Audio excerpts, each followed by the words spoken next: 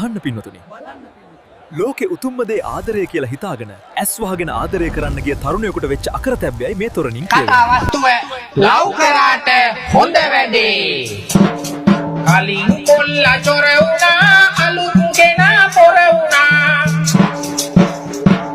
හැමදෙනාම එකයි කියලා තේරෙනකොට කොර වුණා.